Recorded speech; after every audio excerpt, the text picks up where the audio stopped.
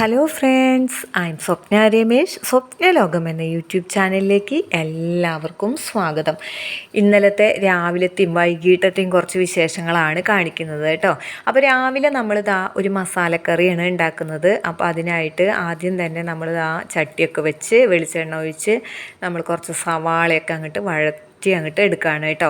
ഇതിന് മുൻപായിട്ട് നമ്മൾ ബീട്രൂട്ടും അതുപോലെ തന്നെ ഉരുളക്കിഴങ്ങും കൂടിയിട്ട് ഉപ്പും പച്ചമുളകും ചേർത്ത് കഴിഞ്ഞിട്ട് വേവിച്ച് വെച്ചിട്ടുണ്ട് കേട്ടോ. അപ്പോൾ ദാ സവാളയൊക്കെ ഒന്ന് വഴന്ന് വന്നിട്ടുണ്ട്. ഇതിലേക്ക് നമ്മൾ മല്ലിപ്പൊടി മുളക് പൊടി ഇട്ട് കൊടുക്കുകയാണ് കേട്ടോ. അതൊന്ന് മൂത്തങ്ങോട്ട് വരുമ്പോൾ നമുക്ക് കുറച്ച് ഗരം മസാലയും കൂടി അങ്ങോട്ട് ചേർത്ത് കൊടുക്കാം കേട്ടോ. അപ്പോൾ നമ്മൾ ബീട്രൂട്ട് ഉപ്പേരി വെക്കും, അതുപോലെ തന്നെ ഉരുളക്കിഴങ്ങ് ഉപ്പേരി വെക്കും. പക്ഷെ രണ്ടും കൂടി മിക്സ് ചെയ്തിട്ടുള്ള ഈ മസാലക്കറി അടിപൊളി ടേസ്റ്റാണ് കേട്ടോ. അപ്പോൾ ദാ നല്ലൊരു സ്മെല്ലൊക്കെ വന്നിട്ടുണ്ട്. ഈ ഗരം മസാലയും എല്ലാം കൂടിയിട്ട് അങ്ങോട്ട് മിക്സായി കഴിഞ്ഞ് നല്ല പോലെ ഒന്ന് വാടിയൊക്കെ വന്നിട്ടുണ്ട്. ഈ സമയത്ത് നമുക്ക് വേവിച്ച് വെച്ചിരിക്കുന്ന ഉരുളക്കിഴങ്ങും അതുപോലെ തന്നെ ബീട്രൂട്ടും കൂടി അങ്ങോട്ട് ഇതിലേക്ക് അങ്ങോട്ട് ചെരിഞ്ഞു കൊടുക്കാം കേട്ടോ. അപ്പോൾ ഫുള്ളായിട്ട് വെള്ളം വറ്റിച്ചില്ല ഞാൻ, അതിലൊരു ലേശം വെള്ളം അതിലുണ്ട് കേട്ടോ. അപ്പോൾ ഒന്നിങ്ങനെ പുരണ്ടങ്ങോട്ട് ഇരിക്കും അല്ലേ. അപ്പോൾ നല്ല രസമാണ് അല്ലേ. അപ്പോൾ ഇതങ്ങോട്ട് മിക്സ് അങ്ങോട്ട് ചെയ്തതിന് ശേഷം ഞാൻ കുറച്ച് പെരുംജീരകം കൂടി അങ്ങോട്ട് ചതച്ചങ്ങോട്ട് ചേർക്കും കേട്ടോ. അപ്പോൾ നല്ല ഒരു സ്മെല്ലൊക്കെ ആയിരിക്കും. അപ്പോൾ ഇങ്ങനെ വെച്ചിട്ടില്ലാത്തവർ വെച്ച് നോക്കിക്കോളൂ കേട്ടോ. ബീട്രൂട്ടൊന്നും ഇഷ്ടമില്ലാത്ത കുട്ടികളൊക്കെ എന്തായാലും അങ്ങനെ വെച്ച് കഴിഞ്ഞിട്ടുണ്ടെങ്കിൽ കഴിക്കും. ഇനി നമ്മുടെ ആ കോഴിമക്കൾ ഇട്ടിരിക്കുന്ന മുട്ട എടുത്തും കഴിഞ്ഞിട്ട് ഓംലെറ്റും കൂടി ഉണ്ടാക്കി വെക്കുന്നുണ്ട് കേട്ടോ. അപ്പോൾ നമ്മുടെ രാവിലത്തെ ആ കൂട്ടുകറിയും അതുപോലെ തന്നെ ആ ഓംലെറ്റൊക്കെ നമ്മൾ തയ്യാറാക്കി കഴിഞ്ഞു. ഇത് ഈ കാണിക്കുന്നതെന്ന് പറഞ്ഞാൽ നമ്മൾ നമ്മുടെ മൗഗ്ലിക്ക് വെച്ചിരിക്കുന്ന പുതിയ പാത്രമാണ് കേട്ടോ. അപ്പോൾ അവൻ അതിൽ നിന്ന് കഴിക്കുകയായിരുന്നു. അത് കാണിച്ചു തരാമെന്ന് വിചാരിച്ചപ്പോഴേക്കും അവൻ തല വലിച്ചും കഴിഞ്ഞിട്ട് നീങ്ങി നിന്നു. പാത്രത്തിൻ്റെ മാത്രം ഫോട്ടോ എടുത്താൽ മതി എന്നായിരിക്കും വിചാരിച്ചിരുന്നത്. പിന്നെ ഉണ്ടല്ലോ നമ്മുടെ കോഴിമക്കൾ ഗാർഗീനിയും കൂടി ഇപ്പോൾ കൂട്ടത്തിലൊക്കെ കൂട്ടിയിട്ടുണ്ട് കേട്ടോ. അവർ ഒരുമിച്ചൊക്കെ ഓരോ സ്ഥലത്തൊക്കെ നിൽക്കാനായിട്ട് തുടങ്ങിയിട്ടുണ്ട്. ഒന്നില്ലെങ്കിൽ ഒരേ യൂണിഫോം അല്ലേ എന്ന് വിചാരിച്ചിട്ടാവും ബ്ലാക്ക് മക്കളൊക്കെ ഇങ്ങനെ അവളെയും കൂടി കൂട്ടിയത്. ഇപ്പോഴും അല്ലിക്ക് ഭയങ്കര അസൂയയും കുശുമ്പൊക്കെയാണ് ഗാർഗിയോട്. അല്ലി നേർക്ക് നേർ ചെന്ന് കഴിഞ്ഞിട്ടുണ്ടെങ്കിൽ അപ്പം കൊത്താനായിട്ട് ഓടിപ്പിക്കും കേട്ടോ. ഗാർഗീനെ നമ്മുടെ വീട്ടിലേക്ക് കൊണ്ടുവരുന്നതിന് മുൻപ് അല്ലി ഒരു പാവം കോഴിയായിരുന്നു കേട്ടോ. ആരും കൊത്തി ഉപദ്രവിക്കുക ഒന്നും ചെയ്യില്ല. ഇപ്പോഴും അല്ലി ഗാർഗീനെ മാത്രമാണ് കൊത്തുള്ളൂ, വേറെ ആരും ഒന്നും ഉപദ്രവിക്കാറില്ല കേട്ടോ. പിന്നെ നമ്മൾ കുറച്ച് നേരമായിട്ട് സോപ്പ് പൗഡറിലൊക്കെ കുതിർത്ത് വെച്ചിരുന്ന തുണികളൊക്കെ കഴുകിയിടാണ് കേട്ടോ. അപ്പോൾ കറിയൊക്കെ വെച്ചിരുന്നത് രാവിലത്തെ വിശേഷങ്ങളായിരുന്നു. പിന്നെ കോഴിമക്കളെ അഴിച്ചിട്ടത് മുതൽ ഉച്ചതിരിഞ്ഞുള്ള വിശേഷങ്ങളാണ് കാണിക്കുന്നത് കേട്ടോ. അപ്പോൾ ഇന്നാണെങ്കിൽ ക്ലാസ് വിട്ടിട്ട് നേരെ ഞാൻ ആനപ്പാറയിലേക്കാണ് പോയത്. നമ്മുടെ തറവാടിൻ്റെ വീടിൻ്റെ അടുത്ത് തന്നെ അയൽവക്കത്തെ ഒരു കുട്ടീന്ന് മരിച്ചിട്ടുണ്ടായിരുന്നു കേട്ടോ. 26 വയസ്സുള്ള പയ്യനായിരുന്നു. അപ്പോൾ സൂരജ് എന്നാണ് പേരായിരുന്നത്. അപ്പോൾ ഞങ്ങളാണെങ്കിൽ അവരുടെ വീട്ടിലാണെങ്കിൽ ഈ ചിപ്സൊക്കെ ഉണ്ടാക്കുകയും വിൽക്കുകയൊക്കെ ചെയ്യുന്ന ഒരു ബിസിനസ്സാണ് അവർ നടത്തിയിരുന്നത്. അപ്പോൾ ഇവിടെ രമേശ് ചേട്ടൻ ഗൾഫിലായിരുന്നപ്പോൾ എപ്പോഴും ഞാൻ അവിടെ നിന്നാണ് ഈ ചക്ക വറുത്തതും കൊള്ളി വറുത്തതും എല്ലാം വാങ്ങി കൊടുത്തയക്കുക. അതുപോലെ തന്നെ ഇപ്പോഴാണെങ്കിലും എൻ്റെ ചേട്ടനൊക്കെ ബഹ്റിനിലുണ്ടല്ലോ, അപ്പോൾ അവർക്ക് കൊടുത്തയക്കാനാണെങ്കിലും ആ വീട്ടിൽ നിന്ന് തന്നെയാണ് കേട്ടോ ചിപ്സൊക്കെ വാങ്ങുക. അപ്പോൾ ആ കുട്ടിക്കാണെങ്കിൽ ഇന്നലെ ഒരു ബൈക്ക് ആക്സിഡൻറ്റിലാണ് കേട്ടോ ഇങ്ങനെ ഒരു മരണം സംഭവിച്ചത്. അപ്പോൾ കാണാൻ പോയിട്ട് ഭയങ്കര വിഷമായിരുന്നു കേട്ടോ. എനിക്ക് അവിടെ ചെന്നിട്ട് എന്താ പറയുക, നമ്മളിങ്ങനെ കരഞ്ഞുകൊണ്ട് നിൽക്കായിരുന്നു കേട്ടോ. ഇത്രയല്ലേ പ്രായമൊക്കെ ആയിട്ടുള്ളൂ. അപ്പോൾ അവരുടെ അമ്മ ഇങ്ങനെ കരയുമ്പോൾ പറയുന്നുണ്ടായിരുന്നു ഹെൽമെറ്റ് വെച്ചിട്ടുണ്ടായിരുന്നില്ല എന്നുള്ളത് കേട്ടോ. സൂരജും അതുപോലെ തന്നെ ഒരു ഫ്രണ്ടും കൂടിയിട്ടായിരുന്നു ബൈക്കിലുണ്ടായിരുന്നത്. അപ്പോൾ ഈ സൂരജാണെങ്കിൽ ബാക്കിലാണ് ഇരുന്നിരുന്നത്.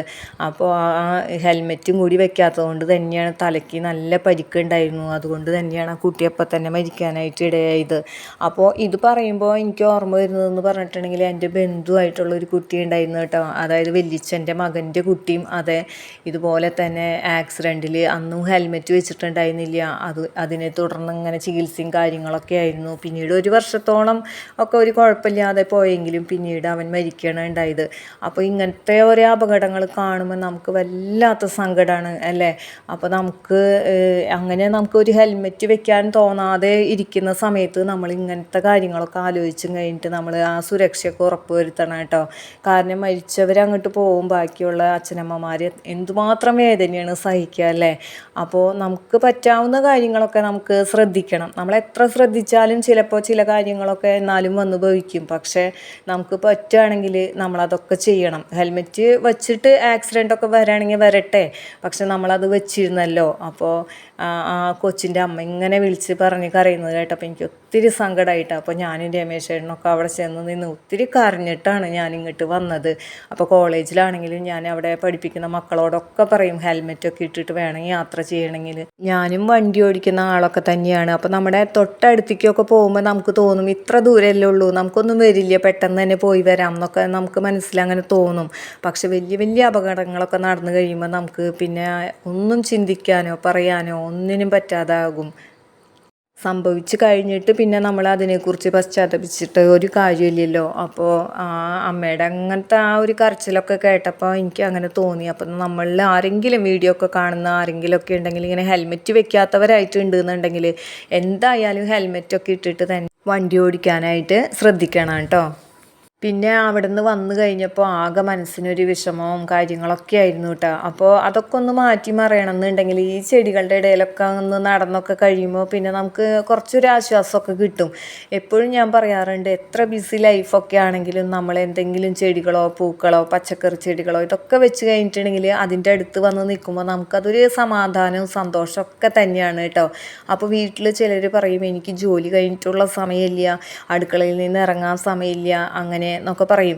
അപ്പോൾ അതൊരു വലിയ ബുദ്ധിമുട്ടായിട്ടാണ് അവരുടെ ജോലികളൊക്കെ അവർ കഴിച്ചു വെക്കുന്നത്. അപ്പോൾ അതിലെന്താണ് ഒരു സന്തോഷമുള്ളത് അല്ലേ?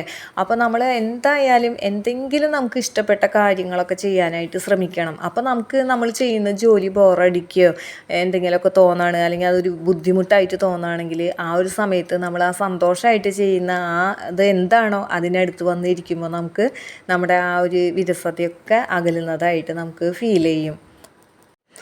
അപ്പോൾ നമ്മൾ 3-4 ഗ്രോ ബാഗുകളിൽ വെണ്ടയ്ക്കയുടെ തൈകളൊക്കെ നമ്മൾ പറിച്ച് നട്ടിട്ടുണ്ടായിരുന്നു. ഇനിയും നമ്മുടെ കയ്യിൽ ഗ്രോ ബാഗുകൾ ഒഴിവായിട്ടുണ്ട്. അപ്പോൾ എന്നും ഞാൻ രമേശേട്ടനോട് പറയും ചാലക്കുടിയിൽ നിന്ന് വരുമ്പോൾ കുറച്ച് പച്ചക്കറി തൈകൾ വാങ്ങിക്കൊണ്ട് വരാൻ. അപ്പോൾ എന്നും ഞാൻ ഇന്ന് വാങ്ങിക്കൊണ്ട് വരാം എന്ന് പറയും. പക്ഷേ ഇങ്ങോട്ട് വണ്ടി അങ്ങോട്ട് കയറ്റണ സമയത്താണ് അയ്യോ ഞാൻ മറന്നു എന്നൊക്കെ പറയാട്ടാ. അപ്പോൾ ഇന്നും അതുപോലെ തന്നെയാണ്. ഇന്നും രമേശേട്ടൻ ആ തൈകളൊന്നും വാങ്ങിയിട്ടില്ല കേട്ടോ. ഇനിയപ്പോൾ ഞാൻ തന്നെ വാങ്ങിക്കേണ്ടി വരുന്നതാണ് എനിക്ക് തോന്നുന്നത്. പകൽ നല്ല വെയിലും ചൂടും ഒക്കെയാണ് കേട്ടോ. അപ്പോൾ ഞാനിപ്പോൾ ഒരു നേരമാണ് നനയ്ക്കുന്നത്. സത്യത്തിൽ 2 നേരം നനയ്ക്കുകയാണെങ്കിൽ അത്രയ്ക്കും നല്ലതാണെന്നുള്ള പോലെയാണ്. വൈകുന്നേരം ആകുമ്പോഴേക്കും ചെടികളൊക്കെ അങ്ങോട്ട് തളർന്ന് ഈ ഇലകളൊക്കെ നിൽക്കുന്നത് കണ്ടില്ലേ? അപ്പോൾ അത്രയ്ക്കും തളർന്നാണ് നിൽക്കുക കേട്ടോ. അപ്പോൾ വേനലൊക്കെ ഇവിടെ നല്ല പോലെ കടുത്ത് തന്നെ നിൽക്കുകയാണ്. അപ്പോൾ ഇങ്ങനെ കട്ട പിടിച്ച് നിൽക്കുന്ന ചെടികൾക്ക് എന്ന് പറഞ്ഞിട്ടുണ്ടെങ്കിൽ അതിൻ്റെ കടയിലേക്ക് അധികം അങ്ങോട്ട് വെയിലങ്ങോട്ട് അടിക്കില്ല. അത്രത്തോളം ഇലകളൊക്കെ വന്ന് നിൽക്കുകയാണല്ലോ. അതൊന്നല്ലാതെ ഇങ്ങനെ വെറുതെ നമ്മുടെ ഗ്രോ ബാഗിൽ ഒറ്റ ചെടിയായിട്ടൊക്കെ നിൽക്കുന്ന ചെടികൾ എന്ന് പറഞ്ഞാൽ പെട്ടെന്ന് തന്നെ തളർന്നു പോകും കേട്ടോ. അപ്പോൾ ഞാൻ നനയ്ക്കുന്നതൊക്കെ ശരിക്കല്ലേ എന്നറിയാൻ വേണ്ടിയിട്ട് ഇവിടെ മൗഗ്ലി ഇരുന്നും കഴിഞ്ഞ് എന്നെ ഇങ്ങനെ നോക്കിയിരിക്കുന്നുണ്ട്. മൗഗ്ലിക്കാണെങ്കിൽ ഇപ്പോൾ ഇത്തിരി കുസൃതി കൂടുതലാണ് കേട്ടോ. കാരണം കോഴിമക്കൾ ഇങ്ങനെ നടക്കുമ്പോൾ അവനും കൂടെ ഇങ്ങനെ നടക്കുന്നുണ്ട്. അപ്പോൾ വല്ലപ്പോഴൊക്കെ അവർ എന്ന് പറഞ്ഞിട്ടുണ്ടെങ്കിൽ ഒരു സ്ഥലത്ത് തന്നെ നിന്ന് അവരുടെ തൂവലൊക്കെ കൊത്തിമിനിക്കൊക്കെ നിൽക്കുന്നത് കാണുമ്പോൾ അവന് അതെന്തോ ഒരു ഇഷ്ടക്കേട് ഉണ്ട് കേട്ടോ. അപ്പോൾ അവൻ എന്താ ചെയ്യാന്ന് വെച്ചിട്ടുണ്ടെങ്കിൽ അവരൊരു സ്ഥലത്ത് തന്നെ നിൽക്കുകയാണെങ്കിൽ അവൻ എങ്ങനെയെങ്കിലും ചെടിയുടെ പിന്നിലോ മരത്തിൻ്റെ പിന്നിലോ ഒളിച്ച് നിന്നും കഴിഞ്ഞിട്ട് ഇവരുടെ ഇടയിലേക്ക് അങ്ങോട്ട് ചാടി വീഴും. അപ്പോൾ ഇവർ വീണ്ടും നടന്നോളും കേട്ടോ. അതുപോലെ അവർ ഇങ്ങനെ നടന്നു പോയി കഴിഞ്ഞ് പിന്നെ വേറൊരു സൈഡിലെത്തുമ്പോഴായിരിക്കും പിന്നെയും കുറച്ച് നേരം ഇങ്ങനെ നിൽക്കുക.